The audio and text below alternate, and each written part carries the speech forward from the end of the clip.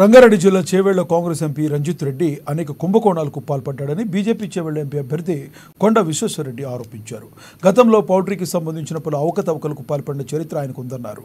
ఖాజాగూడలోని green grace apartment, Shilpa IT పార్కులో ఎన్నికల ప్రచారం చేశారు.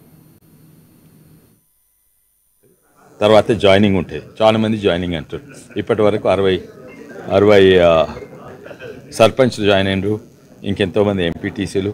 కానీ ఇక్కడ కార్పొరేటర్స్ మా దగ్గర అన్నిట్లో పెద్ద కార్పొరేషన్ మీర్పేట్ కార్పొరేషన్లో సీఎం వచ్చే రోజే నలుగురు కాంగ్రెస్ కార్పొరేటర్స్ బీజేపీలు జాయిన్ అయినరు, 4 టీఆర్ఎస్ కార్పొరేటర్లు బీజేపీ. Continuous joining. ఊరు వచ్చి బుల్కపురం ఊరు వచ్చి మొత్తం 500 మంది యువకులు, మొత్తం 500 అట్లా అంతారం తన అల్లుడు ఉన్నారు. ఫుల్ వన్ వే అవుతున్నది.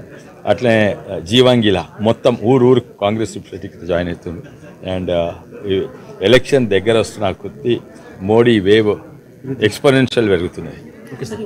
నుంచి తాండూరు అయినా రాత్రి 3 గంటలకు వాపసు వచ్చిన మళ్ళీ ఇక్కడ ప్రచారము, ఈ గేటెడ్ కమ్యూనిటీస్, ద ఎడ్యుకేటెడ్ ఎలిట్లా.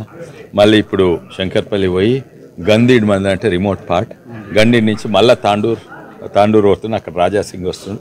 ఆడ పెద్ద బహిరంగ సభ ఉంటుంది.